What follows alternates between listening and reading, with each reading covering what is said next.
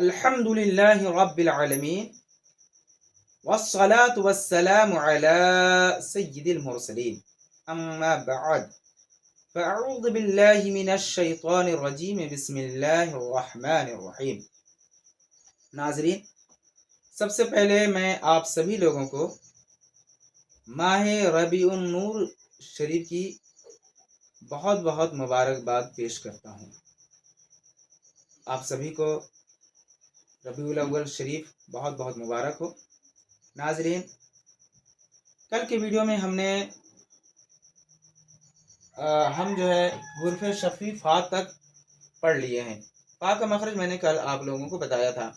حروف شفوی میں 4 حروف آتے ہیں، فا، پ، میم اور واو، جس میں سے فا کا مخرج میں نے آپ لوگوں کو کل بتا دیا ہے کس طرح سے ادا ہوتا ہے اور اس کا مخرج کیا ہے۔ آج کے سبق میں ہم با، میم اور واو جو حروف شفوی باقی بچے تھے اس کے بارے میں ہم پڑھیں گے۔ تو دیکھیے با کہاں سے ادا ہوتا ہے با دونوں ہونٹوں کے تر حصے سے۔ ہونٹ کا جو یہ تر حصہ ہے جو گیلا رہتا ہے، جب ہم منہ کو بند کیے رہتے ہیں، خاموش رہتے ہیں اس طرح سے، تو ہونٹ کا جو گیلا والا حصہ ہے اوپر اور نیچے دونوں ہونٹ کو جب ہم لگائیں گے گیلے حصے سے تو ادا ہوگا با۔ میم دونوں ہونٹوں کے خشک حصے سے، ہونٹ کو جو یہ خشک حصہ ہے، یہ جو ہونٹوں کا خشک حصہ ہے یعنی سوکھا والا حصہ، یہاں سے ادا ہوتا ہے میم۔ اور واو دونوں ہونٹوں کے گولائی سے ادا ہوتا ہے واو۔ واو جب ہم بولتے ہیں تو ہونٹ جو ہے اس طرح سے گول ہو جاتے ہیں، ادھر بھی ہونٹ لگ جاتا ہے، ادھر بھی ہونٹ لگ جاتا ہے، سامنے کا ہونٹ یہاں پر تھوڑا سا باقی رہتا ہے۔ اس طرح سے ہم واو ادا کریں گے۔ اس طرح سے حروف شفوی کا ہمارا مخرج پورا ہوا۔ کل میں نے فا کا بتا دیا تھا، آج با، میم اور واو کو بتایا۔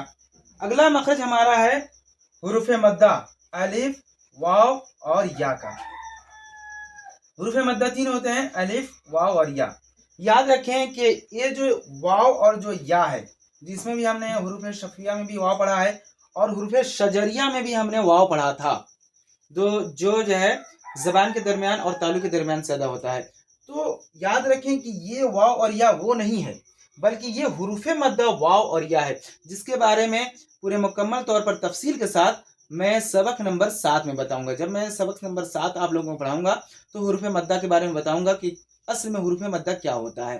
بس آج میں مخرج کا سبق ہے چونکہ اس لیے مخرج میں بتا رہا ہوں کہ حروف مدہ الف، واو اور یا، جس کا مخرج جوف دیان، منہ کا خلا، منہ کا جو خالی حصہ ہوتا ہے وہاں سے الف، واو اور یا ہوتا ہے۔ جیسے کہ ہم بولتے ہیں آ، تو جب ہم آ بولیں گے تو یہ جو زبان، ہونٹ، یہ جو ہے کہیں سے ٹچ نہیں ہوتا، کہیں سے لگے گا نہیں، تو جو خالی حصہ بچا اسی سے آ ادا ہوا۔ اسی طرح او اور ای جو کھینچا جا رہا ہے نا، یہی ہے حروف مدہ۔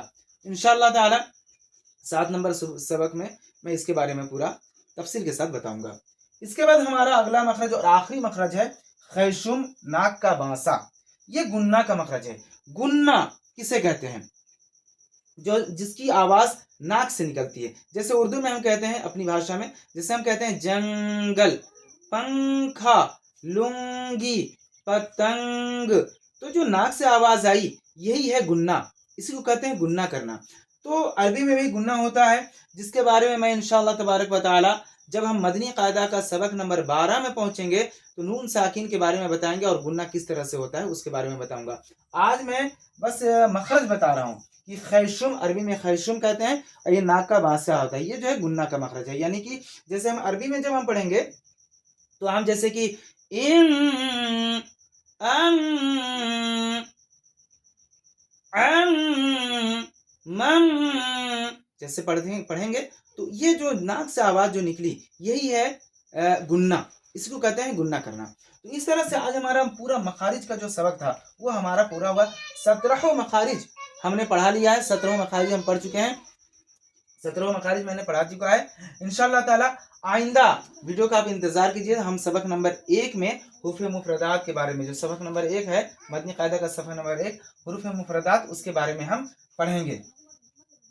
آج کے مخرج आज का जो सबक था ये हमारा मखारिज का पूरा सबक पूरा हो गया है।